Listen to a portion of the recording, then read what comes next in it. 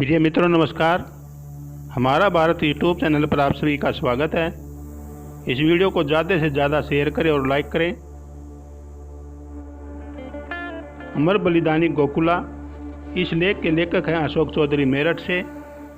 सन 1192 में मोहम्मद गौरी से पृथ्वीराज चौहान की पराजय के बाद दिल्ली में विदेशी व विधर्मी शासन स्थापित हो गया था। इस शासन का उद्देश्य भारतीय समाज का उत्थान करना नहीं था, बल्कि बलपूर्वक शोषण कर धन संग्रह करके अपना शासन बनाए रखना था। मोहम्मद गौरी से लेकर अकबर के शासनकाल के प्रारंभ 1556 तक ये विधर्मी भारतीयों के साथ कोई विशेष तालमेल न बना सके। वर्तमान राजस्थान तत्कालीन समय के गुर्जर देश में गुर्जर प्रत्यार राजाओं के पतन के बाद 1100 में वर्तमान मध्य प्रदेश के नरवर से गए कछवाए तथा सन 1194 में कन्नौज के राजा जयचंद को गौरी द्वारा मार डालने के बाद उसके पोते राय सिंह के नेतृत्व में राठौड़ राजस्थान में जाकर बस गए। कछवाहों ने मीणाओं से आमेर को छीनकर अपना राज्य स्थापित कर लिया। इन दोनों कछवा राठौड़ से ही अकबर ने वैवाहिक संधि कर भारतीयों को उनके नेतृत्व में मुगल सत्ता में साझेदार बनाया। मुगल सम्राटों ने भारी भरकम मुगल सेना तथा अपने ठाट पाट के लिए धन की आपूर्ति के लिए अपने भारतीय सहयोगियों के माध्यम से भारत के आम आदमी का शोषण करवाना प्रारंभ कर दिया। जो सत्ता में सहयोगी थे उन्होंने अपने आप को बचाकर बाकी बचे भारतीय किसानों के धन साधन को अपने निशाने पर ले लिया। इस कारण जो संघर्ष मुगल प्लस राजपूत कछवा व राठौड़ के साथ गैर राजपूत किसानों के बीच प्रारंभ हुआ, उसे भारतीय इतिहासकारों ने जाटों का विद्रोह कहा है। मुगल सत्ता के साथ इस संघर्ष का नेतृत्व जाट किसानों ने किया। गुर्जर, अहीर, मेव, मीणा आदि इस संघर्ष में जाट किसान नेताओं के नेतृत्व में कंधे से कंधा मिलाकर मुगलों से लड़ते रहे। आज के उत्तर भारत के दिल्ली, भरतपुर, धौलपुर, बीकानेर, चूरू, झुंझुनू, आगरा, मथुरा, मेवात, मेरठ, पलवल, फरीदाबाद, अलीगढ़ तथा दक्षिण में चंबल नदी के तट के पास गोहद तक का क्षेत्र जाट किसानों की बहुलता के कारण चटवाड़ा कहलाता था। इस क्षेत्र में पलवल, गुड़गांव के पास अहीर में गुर्जर किसानों की आबादी भी थी। तब मेरठ, लोनी, दादरी, सिकंदराबाद में गुर्जर किसान बड़ी संख्या में आबाद थे। जाट किसानों की संख्या अधिक होने के कारण जाट मुगल शासकों के निशाने पर आ गए। मुगल बादशाह शाहजहां ने अपने शासनकाल में जाटों को घोड़े की सवारी करने, बंदूक रखने व दुर्ग बनाने पर प्रतिबंध लगा दिया था।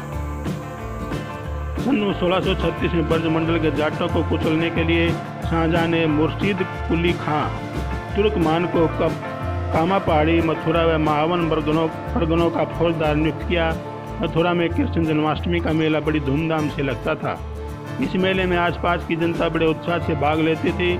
मुगल फौजदार ने हिंदू भेष बनाकर अपने सिपाही साथ लेकर मेले में भाग लिया तथा मेले में आई सुंदर हिंदू युवतियों का बलात् अपहरण कर नाव में बैठाकर अनजान जगह भेज दिया, जो कभी नहीं मिली। इस नीच कार्य से जनता में आक्रोश पैदा हो गया।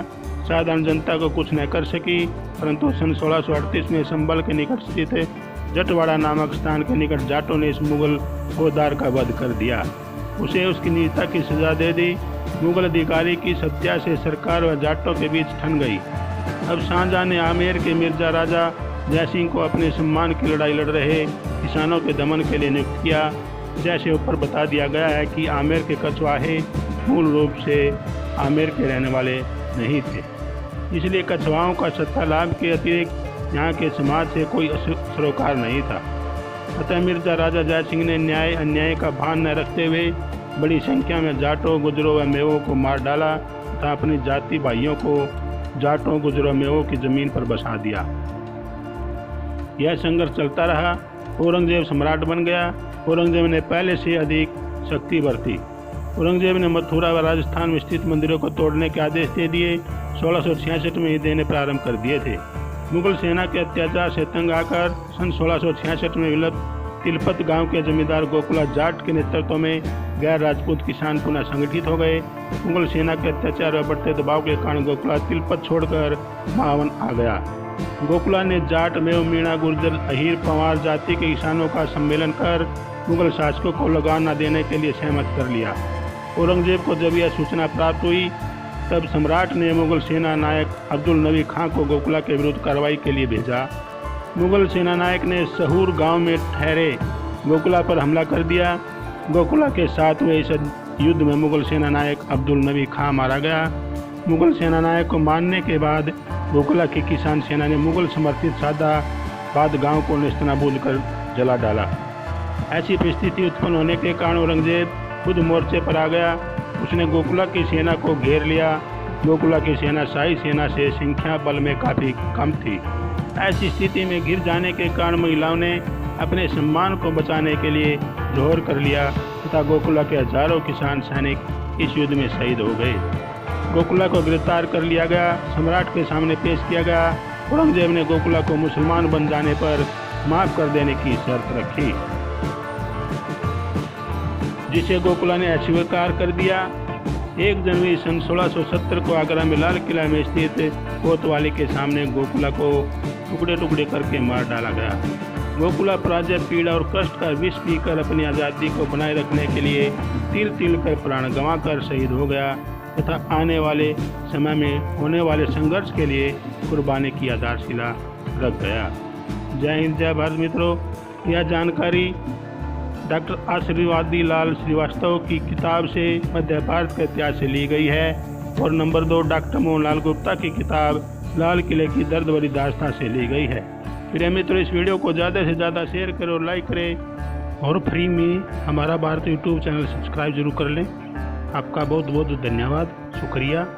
जय हिंद, जय भारत।